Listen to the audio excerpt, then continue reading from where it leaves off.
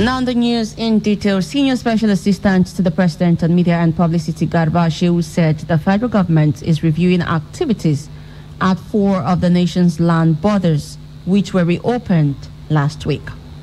Shehu, who made this known on Tuesday during an interview, said the government may close the borders again if there is any trouble. The federal government had on December 14th ordered the immediate reopening of the Seme border in Lagos State, Ilela border in Sokoto State, Maigatari border in Jigawa State, and Umfum border in Cross River State. Nigeria had in August 2019 closed its land borders to curtail illegal importations of drugs, small arms, and agricultural products into the country from neighboring West African nations. Minister of Finance, Budget and National Planning Zainab Ahmed said the President approved the immediate reopening of the 4 borders, while other borders would be reopened, hopefully, before December 31st, 2020. While speaking on Tuesday, Shehu lamented that Nigerians' neighbors had not cooperated with the country to curtail the influx of bandits and small weapons, which he claimed are fueling the insecurity in Nigeria.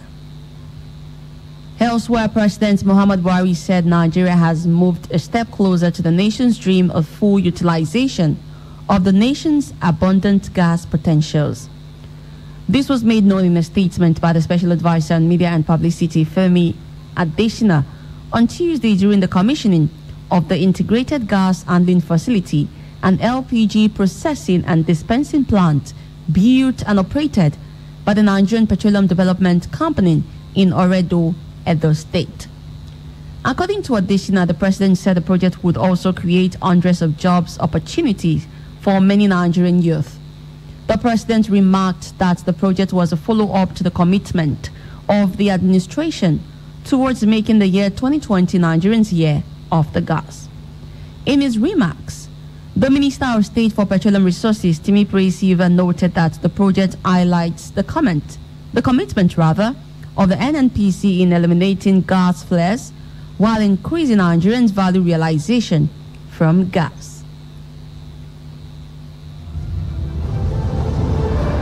The federal government has presented relief materials to 894 households in Emerio K Kingdom, Eastern Obolo local government area of Akwa Ibom State, to cushion the effects of the flood which ravaged the area. The materials included bags of rice, beans, cartons of tomatoes, bags of salt and sugar, bundles of roofing sheets and other building materials, amongst others. Akwa Ibom State Deputy Governor Moses Ekpo, while making the presentation to victims, explained that his office received a distress call from the Emerio K community in September concerning flood, which submerged the whole community, leading to loss of lives. Ekpo cautioned the people against building along water channels to avoid a reoccurrence of flood disaster in the area. The Minister of Information and Culture, Lai Mohammed, says terrorists target schools for adoption of vulnerable children to embarrass the government and inflict damage on the credibility of the nation. Mohammed was reacting to the adoption and rescue of 344 schoolboys in Kankara and 80 Islamic school students, both in Katsina State, as well as 110 schoolgirls in Dapchi, Yobe State, in 2018. The minister said attacks on such soft targets were deliberate because it would attract global concerns.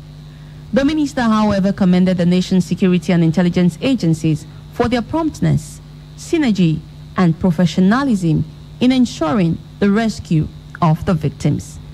He noted that no country in the world is immune to terrorist attacks. Coming up in a moment, SIM owners to be held liable for offenses committed with NIN-linked SIMs.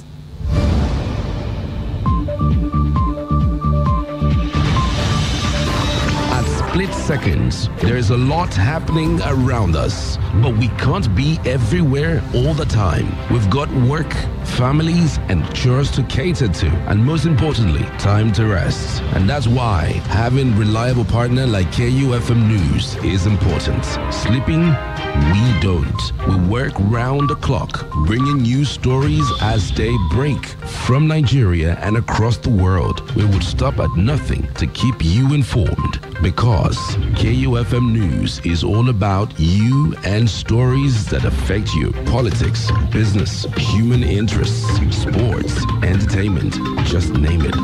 We've got you covered. KUFM News. Timely, precise, spot on.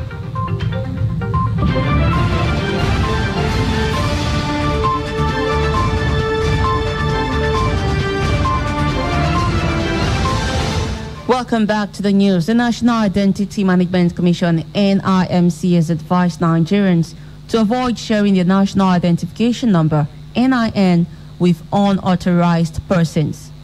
In a statement issued on its Twitter handle, NIMC said the NIN, when shared wrongly, could be used to perpetrate fraud against the owner. The Commission advised that persons engaged in such fraudulent acts should be reported to the National Identity Management Commission. The registration for NIN commenced a few days ago after a federal government directive mandated telecommunications to suspend SIM cards not linked to NIN. Elsewhere, the National Health Insurance Scheme, NHIS, on Tuesday says it has recovered the sum of 2 billion naira debt from health maintenance organizations and unpaid bills to healthcare facilities. NHIS General Manager, Enforcement Department, Pharmacist Mohammed Gali disclosed this during a stakeholder sensitization workshop held in Kano. Gali said it received complaints from the healthcare providers over HMO's non-payment of services rendered to enrollees, and to that effect, the scheme came up with a principle of reconciliation between the HMOs and healthcare facilities, leading to the recovery of the monies which were later paid to the healthcare facilities. The Abuja Division of the Federal High Court has slated February 2nd, 2021 for the Economic and Financial Crimes Commission, EFCC, to arraign former governor of Abia State and Chief Whip of the Senate, Orji Uzor Kalu, for the commencement of his retrial as ordered by the Supreme Court. Chief Judge of the court, Justice John Soho, has equally transferred Kalu's case file to Abuja. It will be recalled that Kalu, who piloted affairs of Abia State from 1999 to 2007, was earlier found guilty and handed a 12-year jail term by the Lagos Division of the court. The trial court convicted the former governor alongside his firm, Sloke Nigeria Limited, and the former director of finance in Abia State, Jones Uduogwe, for allegedly stealing about 7.1 billion naira from the state treasury. Coming up in a moment on our entertainment news, Nigerian rapper Vector welcomes newborn baby girl with his girlfriend. Stay with us.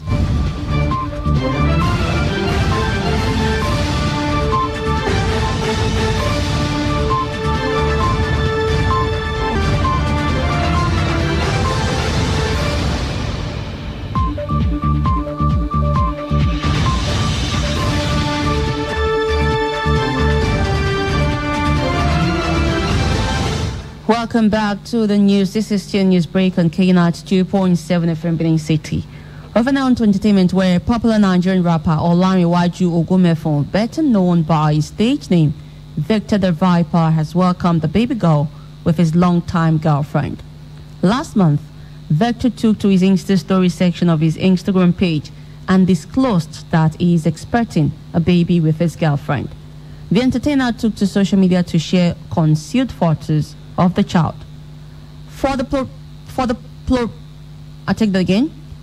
prolific rapper, the baby girl is his second child, as he already has a daughter with his previous partner. Elsewhere, the sequel to 2017's Wonder Woman has failed to get box office deals ringing, making just $38.5 million in the 39 countries where it opened last week. Around half that tally came from China, where Wonder Woman 1984 made $18.8 million in its opening weekend. That sum was less than half the amount its predecessor made in China when it opened 3 years ago. The original Wonder Woman, the first female-led superhero film to be directed by a woman, made more than $822 million. The sequel was taken very inevitably affected by the COVID-19 pandemic, which has shut cinemas in many places. The film also did not open in the US, where its distributor Warner Bros. Plans to release it in cinema in December 25th.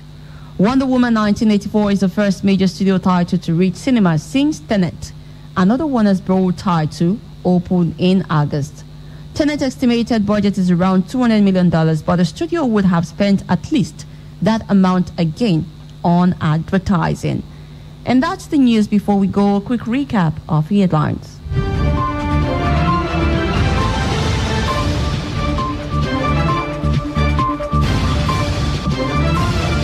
The federal government reviews border reopening.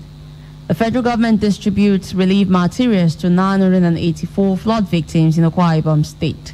And finally, NHIS recovers 2 billion naira debts from HMOs. Do remember that the continued unity of Nigeria is a collective responsibility. Be sure to play your part. Do not forget you can listen to us anywhere in the world by visiting our website at www.kufm.net or download our mobile app from the Google Play Store. We're also live on YouTube at KUFM Nigeria. You can also listen to us on radiogarden.com. KUFM's news break was produced by Blessing Asekome. I am Exter Mohammed saying thanks for listening.